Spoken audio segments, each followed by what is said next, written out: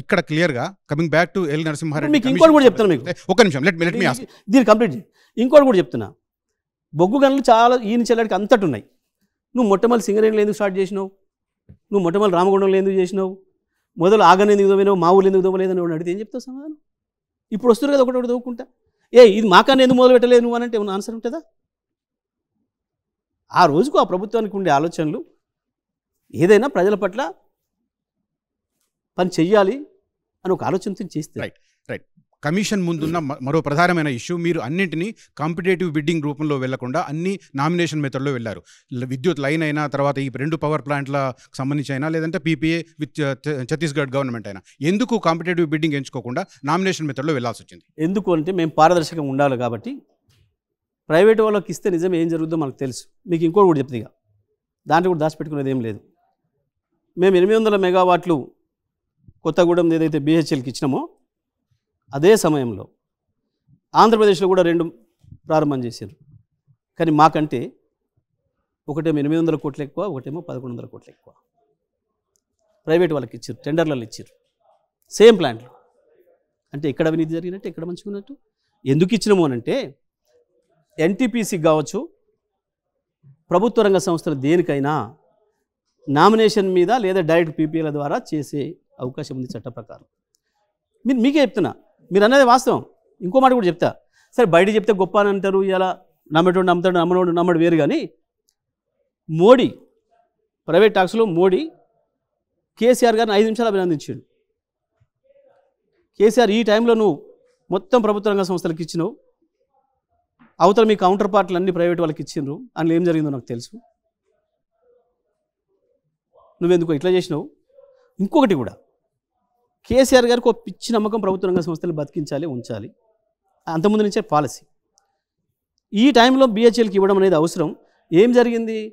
BHEL కాదని BHELని ముంచడానికి private సంస్థలు మొదటిసారిగా బయట నుంచి వెళ్ళి, చైనా నుంచి ఇంకొక నుంచి వెళ్ళి ఎక్విప్మెంట్ తేవడం మొదలుపెట్టినాయి. మనం కనుక ఇవాళ ఇచ్చుండకపోతే BHEL చచ్చిపోయేది ఇప్పటికి.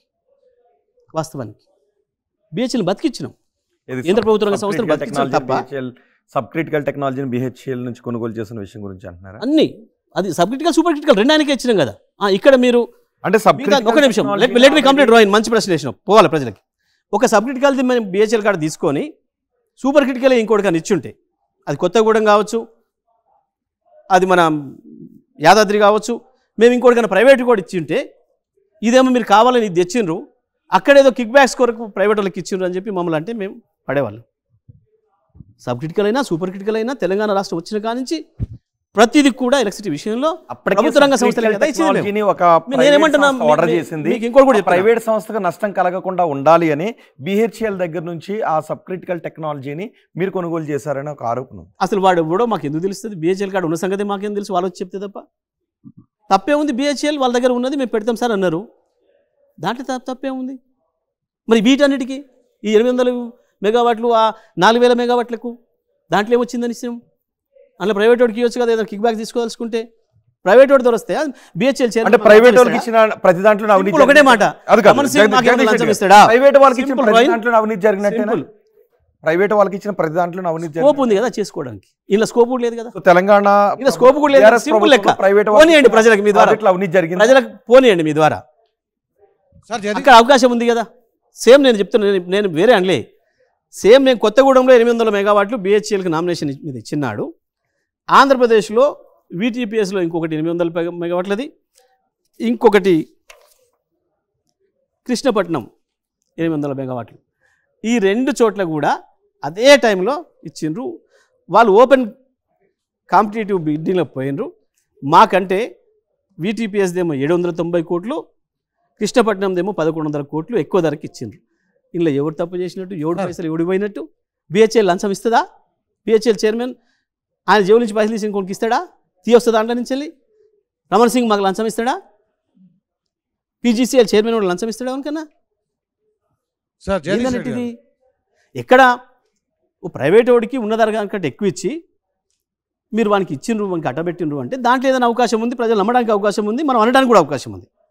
మేము ఇంత పారదర్శకంగా ప్రభుత్వ రంగ సంస్థలకి ఇస్తే దీంట్లో ఏందో తుమాలే కోడిగుడ్డు మీద ఈకలు వికాలే అని ఒక చిల్లర ప్రయత్నం చేసి ఇప్పుడు ఎల్లెలకల పడే పరిస్థితి వచ్చి ఈయనకి ఎందుకో మరి ఎక్కడుందో జస్టిస్ నరసింహారెడ్డి గారి కోపం సరిగా మేము మాట్లాడే ఇంటర్నల్ కానీ వారు ఎందుకో ఏదో సంథింగ్ ఏదో విషయంలో కేసీఆర్ గారితో వారికి ఏదో భేదాభిప్రాయం ఉంది. ఎందుకు మారిందో, వారికి పొలిటికల్ ఐడియాలజీ వల్ల మారిందో, ఇంకోటి మారిందో, మొత్తానికి ఆయన ముందే ప్రియాక్యుపై అయి ఉన్నాడు దీంట్లో. అది మనకు 11వ తారీఖు సమావేశంతో బయటపడింది. ఆయన అది మాట్లాడకపోతే అది కూడా బయటపడేది కాదు, తెలిసేది కాదు మనకు. మేము కూడా నమ్మే ఉంది గొర్రెలాగా. మేము వాస్తవానికి మీరు అన్నట్లు ఆ పాయింట్ మీద మేము కోర్టు పై స్టే తేవచ్చు దాని మీద, కానీ మేము చేయదలుచుకోలే. విచారణ జరగాలని కోరుకున్నాం. తెలంగాణ బిడ్డగా తెలంగాణ పడ్డ కష్టాలు ఏందో, విద్యుత్ రంగంలో జరిగిన ఇబ్బందుల వల్ల ఎన్ని వేల మంది రైతులు చచ్చిపోయినరో ఒక రైతుగా ఆయన తెలుసు. ఆయనే స్వయంగా ఇబ్బంది పడ్డాడు, విద్యుత్ పట్ల వ్యవసాయం చేసేవాడు కాబట్టి, ఆయన కూడా రైతు కాబట్టి తప్పకుండా ఆయన కేసీఆర్ గారి పట్ల సింపథెటిక్ ఉంటాడు. మాకేం డబ్బా కొడుతున్నాను మేము అనుకుని కొట్టాలని కూడా మేము ఆశించలే. ఉన్నది ఉన్నట్టు వాస్తవాలు మాత్రమే చెప్తాడు అని మేము నమ్మినాం పూర్తిగా ఆయన. కానీ ఇలా స్పష్టంగా బయటపడ్డాడు. కానీ జస్టిస్ నరసింహారెడ్డి తెలంగాణ అనుకూలవాది, మీకు తెలుసు 100%. ఏమన్నా టైంలో ఆయన ఏం చేశారన్నది. 100%. ఎందుకు ఇప్పుడు మీరు ఆయన మీద కొన్ని అనుమానాలు రేకెత్తిస్తూ ఆయన మీద మారాడు అంటారు? ఏం మారాడు అనుకుంటున్నారు? స్పష్టంగా నువ్వు న్యాయాధికారిగా, ఒక విచారణాధికారిగా చేయకూడని పని చేసి మీరు తీయండి ఒకసారి హిస్టరీ. మీరు మొత్తం భారతదేశంలో మొత్తం హిస్టరీ తీయండి.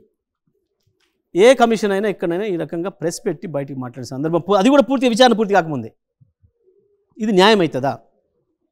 ఇది ఒక న్యాయాధికారి చేయాల్సిన పనేనా? ఒక కమిషన్ చేయాల్సిన పనేనా?